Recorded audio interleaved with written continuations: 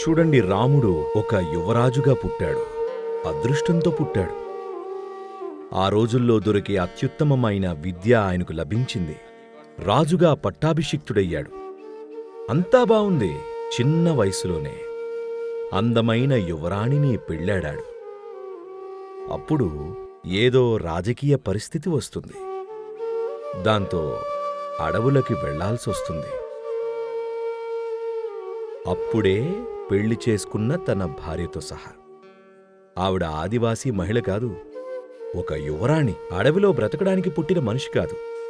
బహుశా మీ రామానంద్ సాగర్ టీవీ షోలో ఇలా చూసి ఉంటారు, రాముడు సీత. అలా ఉన్నట్టు చూపించుంటారు. కాబట్టి మీరు వాళ్ళు సఫారీకి వెళ్లారు అనుకుంటున్నారు. కానీ కాదు, అది ఒక శిక్ష. నేనేం మాట్లాడుతున్నానో మీకు తెలియకపోతే, మిమ్మల్ని 3 వారాలు అడవిలో వదిలేస్తే మీ అంతట మీరే బ్రతకాల్సి వస్తే, నన్ను నమ్మండి, 3 వారాల తర్వాత బయటకొచ్చాక మిమ్మల్ని మేం గుర్తుపట్టలేం. అలా తయారవుతారు మీరు. ముఖ్యంగా ఆడవాళ్లకు చెప్తున్నాను, ఎందుకంటే సీతాదేవి వెళ్ళింది, అందుకే చెప్తున్నాను.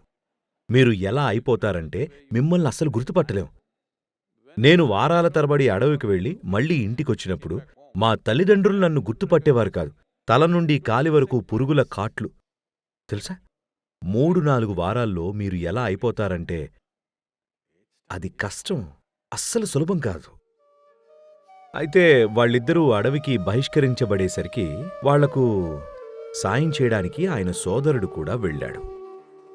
ఇక ఇది సరిపోనట్టు శ్రీలంక వాళ్ళు కూడా వచ్చి ఆమెను అపహరించారు. ఇక ఆయన ఒక రాజు. ఎవరో భార్యను ఎత్తుకెళ్ళినప్పుడు తన కోసం ఏవో ప్రత్యామ్నాయాలు వెతుక్కోవచ్చు. కాని ఆయన ఆ రకం కాదు. తన భార్యను ప్రేమిస్తున్నాడు. ఎంతగా అంటే దక్షిణానికి 2700 కిలోమీటర్లు నడిచేంతగా. నడక, ఎగరడం కాదు, నడక. రావణుడు విమానంలో వెళ్ళాడు, కాని రాముడు నడుచుకుంటూ వెళ్ళాడు. అవునా కదా? 2700 కిలోమీటర్లు దక్షిణానికి నడుస్తూ వెళ్ళాడు. ఆమె ఎక్కడుందో తెలియని కూడా తెలియదు. ఆమెని ఎంతలా ప్రేమించుండాలి అలా చేయడానికి? అంతే కదండి. సరే, అక్కడికి వెళ్ళాడు. ఆవిడ ఎక్కడుందో కనుక్కున్నాడు. సముద్రాన్ని దాటాలి, వంతెన కట్టాలి. అది అక్కడ ఉందని నిరూపితమైంది కూడా. ఇక సముద్రం దాటుతాడు, యుద్ధం చేస్తాడు, ఒక అందమైన నగరాన్ని కాల్చేస్తాడు, చాలామందిని చంపుతాడు. తనవాళ్లు చాలామంది చనిపోతారు కూడా. ఎలాగోలా భార్యను దక్కించుకొని మళ్లీ ఇంటికి తీసుకొస్తాడు. అప్పుడు ఆవిడ గర్భవతి. సోనోగ్రామ్ లేదు. కడుపులో ఉన్నది అబ్బాయిలా అమ్మాయిలా, లేక అబ్బాయా అమ్మాయా ఏంటో ఆయనకి తెలీదు. ఎందుకంటే రాజుకి ఇది ముఖ్యం. ఆయన చక్రవర్తి. ఎవరిని కంటుందో తెలియడం ముఖ్యం. ఆవిడ అబ్బాయిల్ని కంటుందా అమ్మాయిల్నా అని. కాని ఆయనకి తెలీదు. మళ్లీ ఏదో పరిస్థితి చేయి దాటిపోతుంది. ఆవిడ్ని మళ్లీ అడవికి పంపాల్సొస్తుంది, నిండు గర్భిణిని. ఇంకా అలాంటి విషయాలు జరుగుతూనే ఉంటాయి.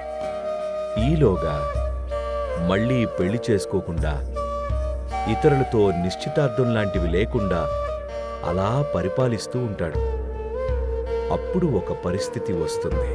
ఎవరి జీవితంలోనైనా నిజంగా ఘోరం జరగాలంటే తెలిసో తెలియకో మీ పిల్లల్ని మీరే చంపడం. ఇది మీకు మీరు చేసుకోగలిగే అత్యంత భయంకరమైన విషయం, అవునా? ఆయన దాదాపు తన పిల్లల్ని చంపినంత పనిచేశాడు. వాళ్లను చంపడానికి చాలా గట్టిగా ప్రయత్నించాడు. వాళ్లు తన పిల్లలే అని తెలియక. అదృష్టవశాత్తు అది జరగలేదు. లేకపోతే ఆయన చేతిలో చనిపోయేవారు. చివరికి సీతాదేవి చనిపోతుంది. ఆయన్ని మళ్లీ ఎప్పటికీ చూడకుండానే అడవిలో ఒంటరిగా చనిపోతుంది. దీన్ని విజయవంతమైన జీవితం అంటారా అని అడుగుతున్నాను. లేదు. కాని ఆయనకు తలవంచి నమస్కరిస్తాం. ఎందుకంటే ఆయన వ్యక్తిగత జీవితంలో ఇన్ని నాటకీయ పరిణామాలు జరుగుతున్నా చాలామందికి ఇందులో ఏ ఒక్కటి జరిగినా కుప్పకూలిపోతారు. వరుసగా విపత్తులు జరుగుతున్నా కూడా ఆ మనిషి కోపగించుకోలేదు, కసి పెంచుకోలేదు, ద్వేషాన్ని పెంచుకోలేదు. సమతుల్యంగా ఉన్నాడు. తన బాధ్యతలు సరైన విధంగా నిర్వర్తించాడు. ఎంతలా అంటే మనం ఈ దేశ స్వాతంత్ర్యం కోసం పోరాడుతున్నప్పుడు ఆ స్వాతంత్ర్య పోరాటం జరుగుతున్నప్పుడు At that time, when we say an ideal administration, we say Ram Raj. ఆదర్శ పరిపాలన అంటే మనం రామరాజ్యం అన్నాం, అవునా? రామరాజ్యంలో అది ప్రజలకు అది చాలా గొప్ప సమయం. ఖచ్చితంగా రాముడికి మాత్రం కాదు, అవునా? ఆయన గడిపింది భయంకరమైన సమయం. ప్రపంచం ఆయనకు ఏం చేసినా సరే ఆయన తన జీవితంలో ప్రతి క్షణం తన ఉత్తమమైనది చేస్తూ వచ్చాడు. ఆయనలో ఉన్న ఆ స్వేచ్ఛ అది.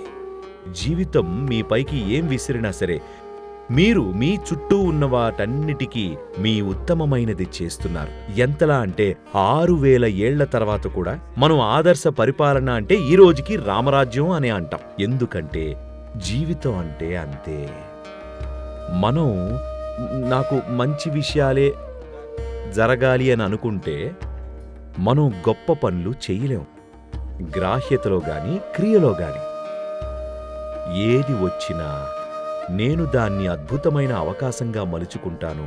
ఇది ఉంటే అప్పుడు మీరు ప్రపంచంలోకి అడుగుపెట్టి ఏం చెయ్యాలో అది చేస్తారు. కాబట్టి మనం తల వంచి నమస్కరించేది ఈ గుణానికి. బయట పరిస్థితులు ఈ మనుషుల్ని శాసించలేకపోయాయి. బయట పరిస్థితులు వాళ్లకు ఎన్నో చేశాయి, ప్రపంచం వాళ్లకు ఎన్నెన్నో చేసింది. కానీ వాళ్ళు ఎవరన్న స్వభావాన్ని అది నిర్ణయించలేకపోయింది. వాళ్ళు ఎవరన్నది వాళ్లే నిర్ణయించుకున్నారు.